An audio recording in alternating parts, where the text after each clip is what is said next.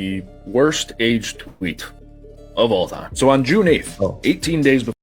Listen to this. The World Cup is about to something. I can't see. America is a shithole country.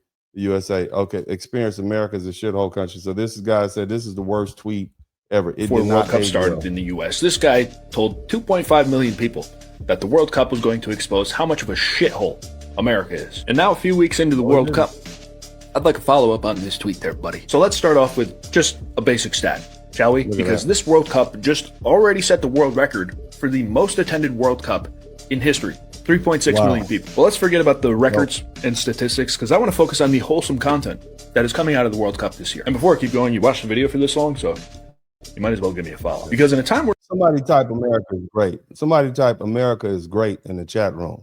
All right. And we're going to have a heart. And I want all my foundational Black Americans to come to the front of the room. This is for you, because we've had a lot of people trying to soul swap with us, trying to destiny swap with us and trick us out of our inheritance. And I hope by the end of this broadcast, I can use all of my lawyer skills and my ability to convince you these people are trying to hoodwink you out of not only your destiny, but your inheritance, your hard-earned inheritance. Somebody type America is great in the chat room.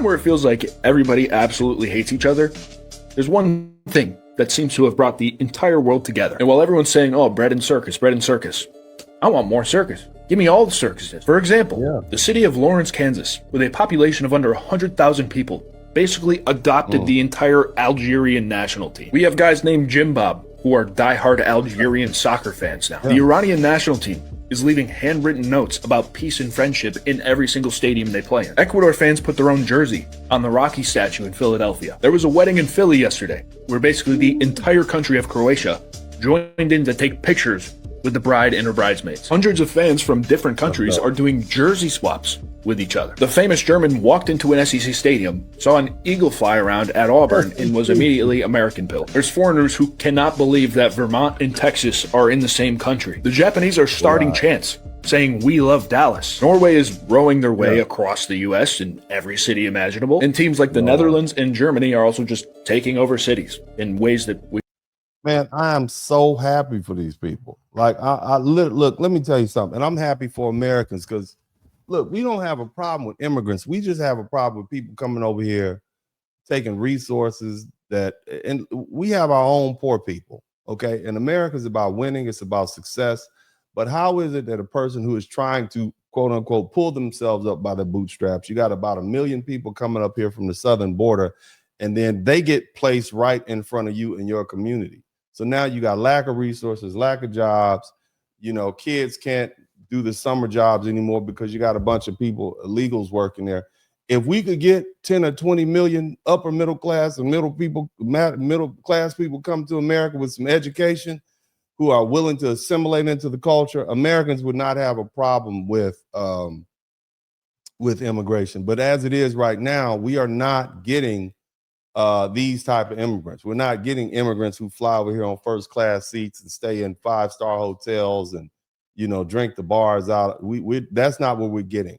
And so I would say over the past 5 or 6 years, you know, Americans are a little sour on immigrants, maybe more like 30 or 40 years. But, you know, I'm happy that they're happy. I'm happy that they appreciate, because I was sick and tired of people who come to this country and then complain about Americans. Oh, Americans are lazy. They're fat. They're not like, get up out of here.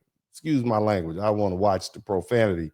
But I like to see this, man. This makes me feel good. And it confirms something that I know and that anybody who's actually traveled knows. America is the greatest country on the planet, and we should be very appreciative of what we had.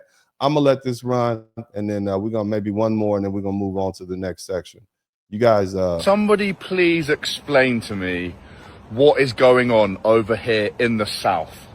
What Everybody is so friendly, so welcoming, so calming.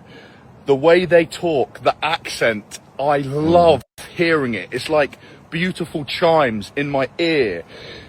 Being around people in the South genuinely calms me down. They talk slower. The pace of life over here feels slower. My blood pressure has gone down since I've got to the south.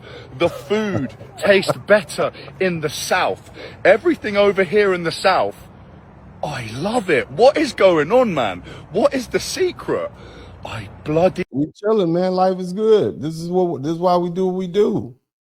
You see, this is why America is a country of overachievers. I don't care. We are into winning. Somebody type winning in the chat room. We win. We are winners. love people from the south.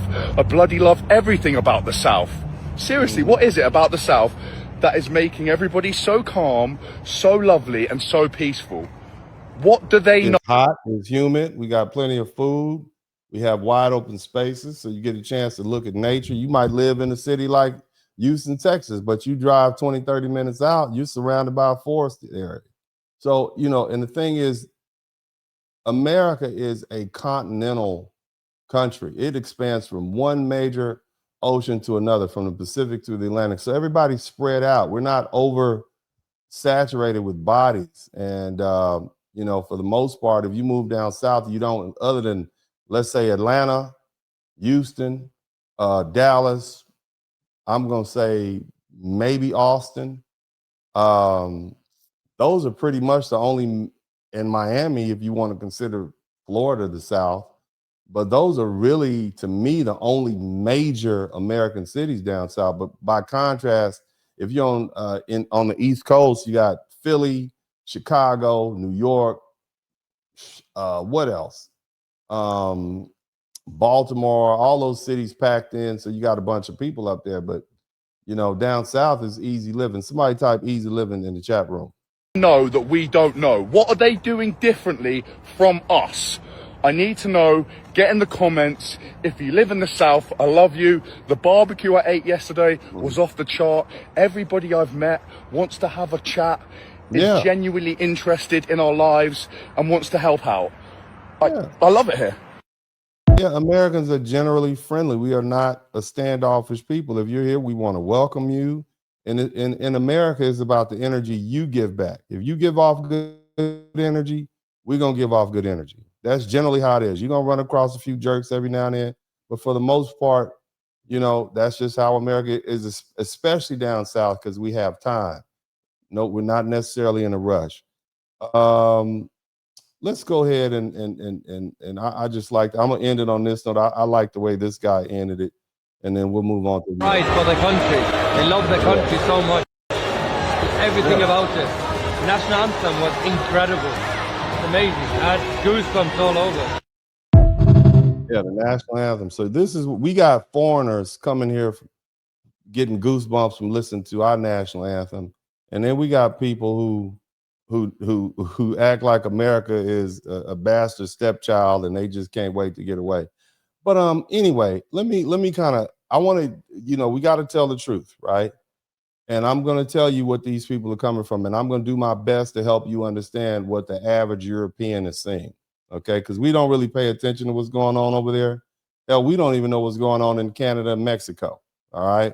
And they're our neighbors. But Europe, let me say it like this: Europe looks grand on a map, it's majestic, and we read about it in the history books, but physically, much of Europe is small. It's crowded, it's old, it's heavily regulated, and already overdeveloped. I mean, Europe, think about it. America is only 250 years old. Europe is like 1,500, 2,000 years old. So you got stuff on top of stuff on top of stuff. Like trying to put a new paint job on a moldy old bathroom tile, right? And so and other thing is, when you compare Europe to the United States in landmass, if you include Russia, right, it's different. But most of Russia is unhospitable wilderness. But if you exclude Russia, okay, European Russia, the U.S. is far larger than Europe. Texas alone is larger than almost every individual country in Europe. You can place the United Kingdom, Ireland, the Netherlands, Belgium, Denmark, Switzerland, Australia, Luxembourg, and Greece all inside of Texas and still have enough land mass for one more American state. And that matters. Okay, because Americans think of in terms of space. We think in terms of highways, suburbs, trucks, farms, subdivisions, interstate travel, open land. And Europeans think in terms of trains, borders, short flights, dense cities, cramped flats, which is their word for like an apartment, and countries packed tight. Okay, they're right next to each other. And in Europe, a person can hop on a budget airline and fly from one country to another for the price of a dinner. Okay, and in America, it would take you 12 hours just to drive from El Paso to Beaumont.